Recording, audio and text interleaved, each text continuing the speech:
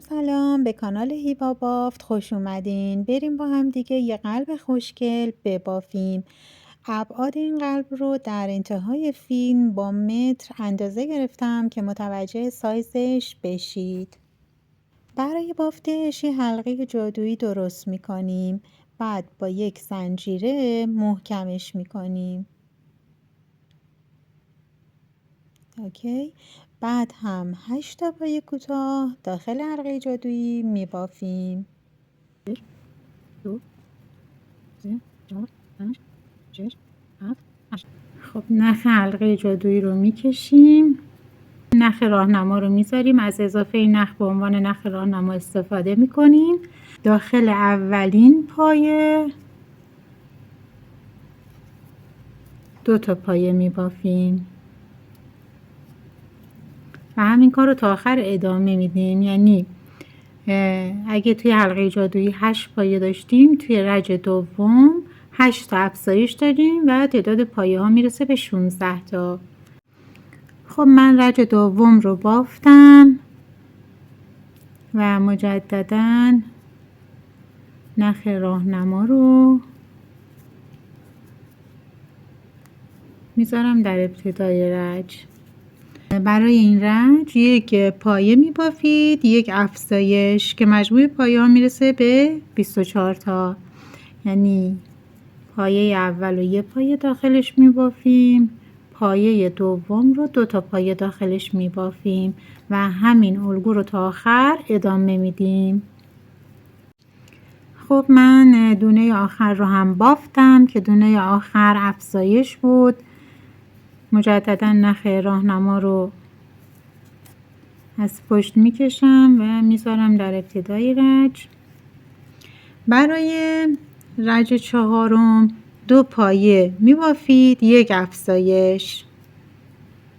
اگر قلب کوچیکتر میخواین بعد از این رج دیگه افزایش ها رو ادامه ندین، اما اگر قلب بزرگتر میخواین رج بعد رو هم افزایش میدین که من یک رج دیگه هم افزایش انجام میدم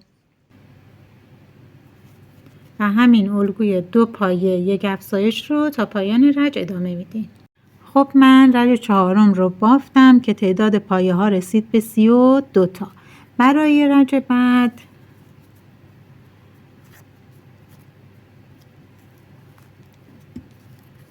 سه پایه ساده می بافید، یک پایه افزایش.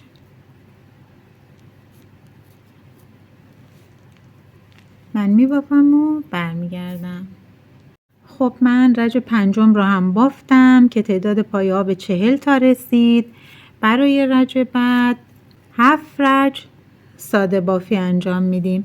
فقط موقعی که میخواین رج رو شروع کنین نخ راهنما رو میذارید کنار دستتون، مواظب باشید که روی اولین پایه نذارید و موقع بافت از پایه دوم شروع کنید.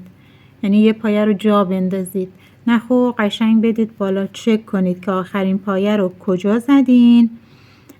پایه از پایه بعدی شروع کنید. خیلی وقتا نخ میفته روی پایه و شما فکر میکنید ابتدای رج اینجاست، در که یه پایه زیرش هست. اینو دقت کنید. برای اینکه تعداد رج ها رو گم نکنید، این اولین رجیه که میخواید ساده بافی رو انجام بدین، دیگه نخ راهنما رو بیرون نیارید. برای رج های بعد دوباره بخواید بذارید سر رج. همین نخ به شما کمک میکنه که تعداد رج های ساده بافی رو بشمارین. من میبافم و برمیگردم. خب من 7 ردیف رو بافتم. بریم که شمردن رج ها رو ببینیم درست بوده یا نه. این نخ راهنمام هست. ببینید از کجا زده بیرون. این مربعی که کنارش هست، این پایه که اینجا بافته شده، این اولین دور ساده بافی هست. نگاه کنید. 1 2 3 4 5 6 7 و این پایه‌ای که بافته شده، یعنی تو این پایه دیگه نباید بزنید. این خطی که اینجا افتاده میشه شروع رج جدید. تا قبل از اون شما میتونید پایه بزنید، ولی اینو دیگه نزنید که میشه شروع رج جدید. تا اینجا که بافتیم 7 ساده بافی رو کردیم. آخرش رو یک بست میزنیم و نخ رو کات میکنیم و یک دونه دیگه این میبافیم و برمیگردیم. خب من دومی رو هم بافتم و حالا این دوتا رو باید به هم وصل کنیم. از همینجا قلاب رو داخل پایه میکنم و نخ اون قلب دیگر رو، اون تیکه دیگر رو از داخل پایه میکشم بیرون و یه زنجیره میزنم. خب این اولین وصلمون بود. بعد توی پایه بعدی و اینجا هم توی پایه بعدی نخ رو میکشم بیرون و یه پایه کوتاه میبافم. مجدداً پایه بعدی. دقت کنید که پایه ها رو جابجا نزنید.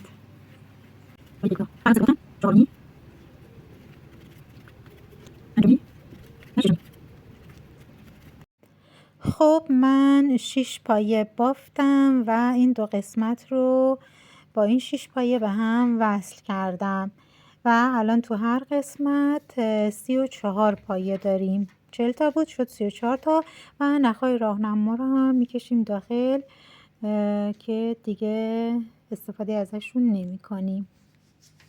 این دوتا قسمت قلب هر کدوم 40 پایه بود دیگه. الان 6 تا از این قسمت رفت، 6 تا از این قسمت، برای هر کدوم 34 تا پایه مونده.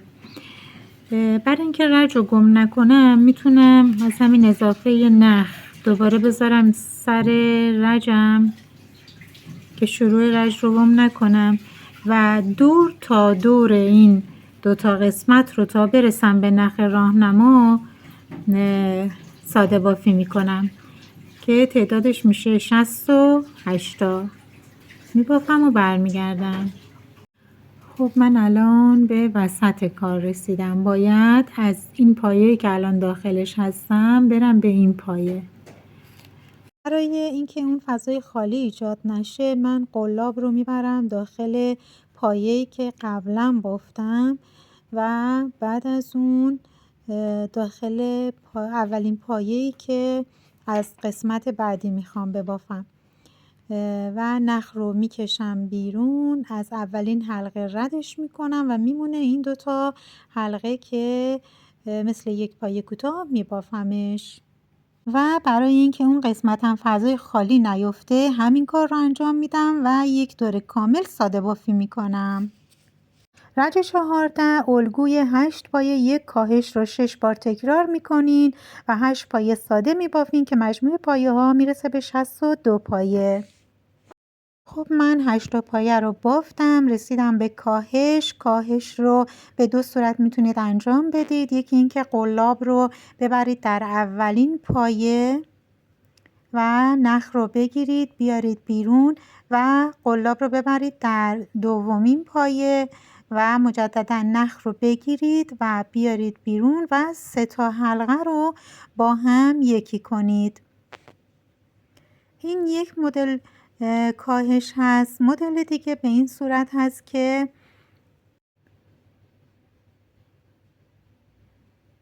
قلاب رو داخل حلقه جلویی پایه اول میکنیم. ببینید هر پایه 2 تا حلقه یا 2 تا لوب داره داخل حلقه جلویی و بدون اینکه نخ رو بکشیم مجدد داخل حلقه جلویی پایه بعد میکنیم. بعد نخ رو میکشیم و دوتای اول رو میبافیم و دوتای بعدی رو به عنوان یه پایه کوتاه میبافیم. این هم یه مدل کاهشه. دوستای خوبم، از اینجا به بعد چون مطالب تکراری هست من دستور بافتش رو به صورت نوشتاری براتون میذارم، چیز پیچیده این نداره. اگر که سوالی داشتین و جایی رو متوجه نشدین میتونید تو قسمت نظرات بپرسین و اگر این آموزش به دردتون خورد لایک کنید و کانال من رو سابسکرایب کنید تا آموزش های بعدی رو هم بتونید ببینید. بعد از گذاشتن دستور نوشتاری من مجددا یک جاهایی رو توضیح دادم. ویدیو رو تا آخر حتما ببینید.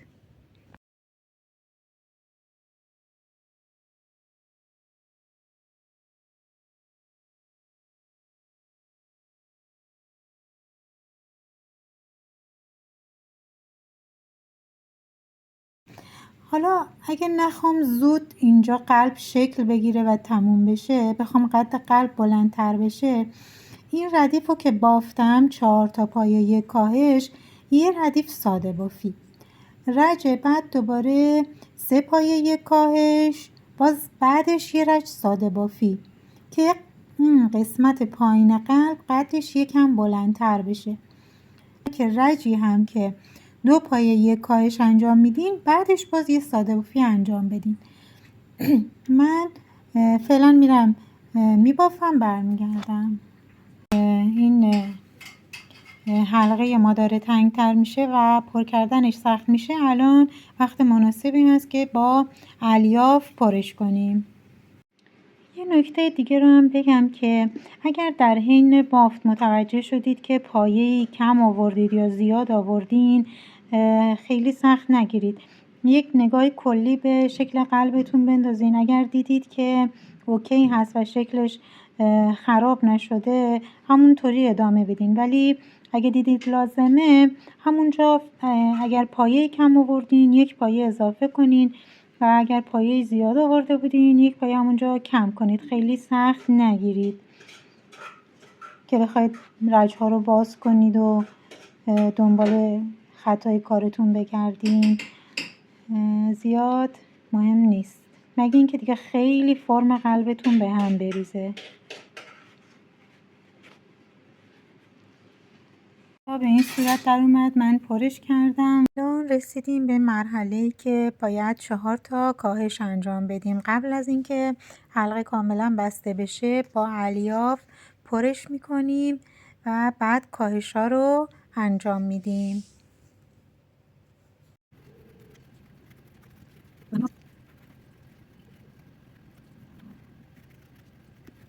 خب من 4 بار کاهش رو انجام دادم. 2 بار دیگه مونده که باید کاهش انجام بدم.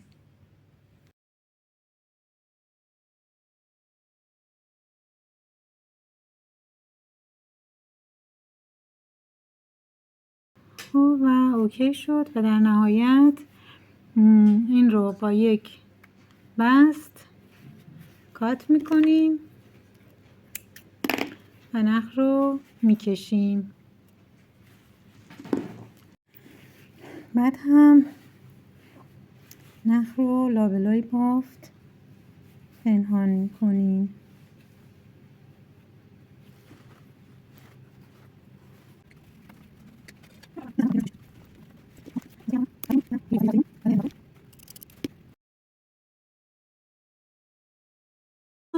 بافت قلبمون به اتمام رسید. امیدوارم که این آموزش به دردتون خورده باشه. اگر از این آموزش خوشتون اومد لایک کنید و کانال من رو سابسکرایب کنید تا آموزش های بعدی رو هم بتونید ببینید. ابعاد این قلبمون طولش حدوداً 11 سانتی متره، قدش حدوداً 8 سانتی متره و ضخامتش یا ارتفاعش حدوداً 4 سانتی متره که شما دیگه میتونید دستور بافت رو تغییر بدین، کوچکتر یا بزرگترش کنید. آموزش بعدی، خدا نگهدار.